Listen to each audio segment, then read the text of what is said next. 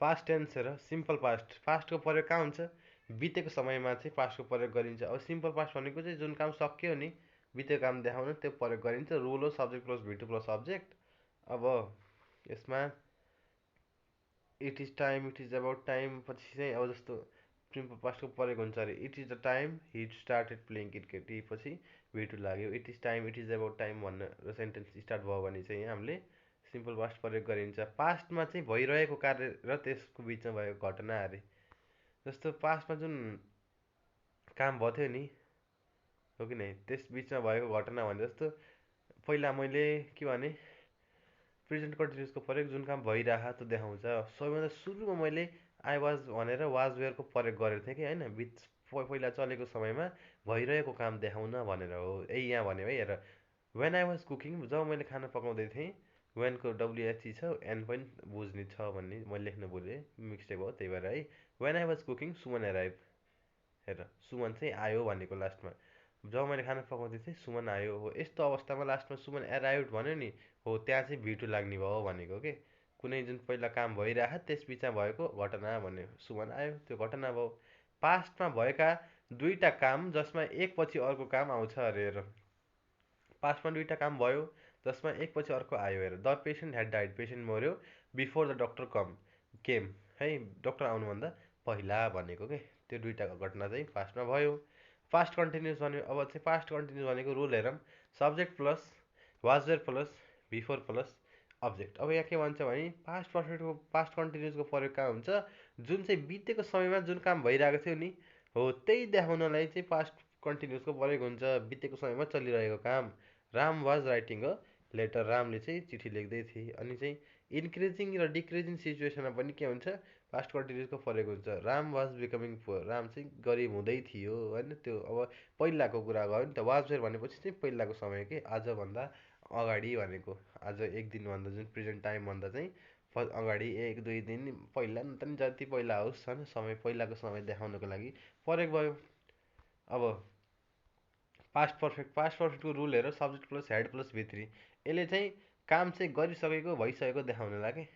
होइन Ram had done the जब रामले गरेर भइसक्यो भनेको के राम हेज डन द जब भनेको रामले चाहिँ हालचालै यो काम गरेर भ्यायो भनेको तर राम ह्याड डन द जब भनेको चाहिँ रामले त्यो काम गरेर भइसक्यो पहिल्यै भनेको के अनि I wish we wish he wish पछि चाहिँ पास्ट पर्फेक्ट लाग्छ अरे I wish I had a car होइन आई विस पछि के लाग्यो past perfect I wish I had a car लाग्यो अनि पास्टको काल्पनिक कार्यमा प्रयोग हुन्छ अरे जुन पास्ट छ नि बितेको समय त्यसको काल्पनिक कार्यमा चाहिँ के हुन्छ हाम्रो पास्ट पर्फेक्ट प्रयोग हुन्छ जस्तै इफ आई ह्याड भनेर यस्तै चाहिँ स्टार्ट गर्यो भने चाहिँ के हुन्छ पास्ट पर्फेक्टको प्रयोग हुन्छ if the police had came early the criminal could not have gone away भन्यो यहाँ चाहिँ ह्याड पहिला प्रयोग गर्यो पछि चाहिँ would should could not plus have plus चाहिँ भी1 भी3 चाहिँ प्रयोग गर्यो है माथि रुल पनि लेख्दैछु मैले if plus subject plus had plus भी3 होइन त्यसपछि subject plus could should might have plus भी3 प्लस सब्जेक्ट चाहिँ लाग्छ भनेको के त्यही अब त्यो रुल अनुसार बुझ्ने होइन तपाईँको कन्डिसनल सेन्टेन्समा चाहिँ लगायो नि त जस्तो विस के यदि यस्तो भएको मैले यस्तो गर्थेँ भन्यो नि त्यही भन्न खोजेको पुलिस आएको चोर भाग्दैन थियो के अरे भन्यो कि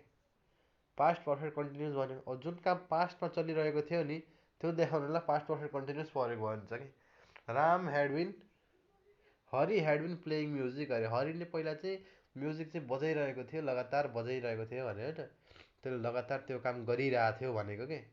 हरि वाज प्लेइङ भनेको त्यतिखेर त्यो काम गरेको थियो हरि ह्याड बिन भनेको त्यसले त्यो काम गरिरहेको थियो नन स्टप लगातार भन्ने कुरा हुन्छ अब फ्युचर टेन्स अरे फ्युचर भनेको आउने दिन भविष्यको बारेमा जुन टेन्सले जनाउँछ नि त्यसलाई हामीले फ्युचर टेन्स भनिन्छ हेर अब चाहिँ सुरुमा छ सिम्पल फ्युचर अब सिम्पल फ्युचरले के भन्छ भने भविष्यमा हुने काम देखाउँछ राम विल कुक फुड रामले चाहिँ खाना पकाउँछ आउने दिनमा होइन रामले खाना के गर्छ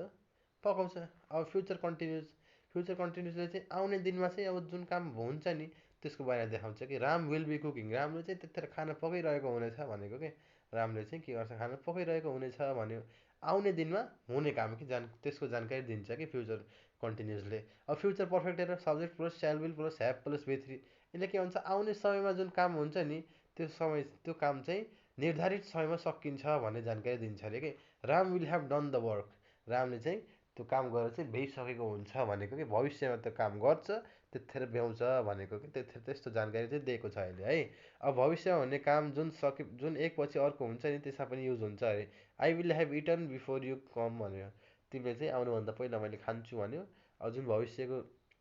कुरा गरेको कि जस्तो एउटा उदाहरण चाहिँ मैले कसैलाई भन्नु पऱ्यो कि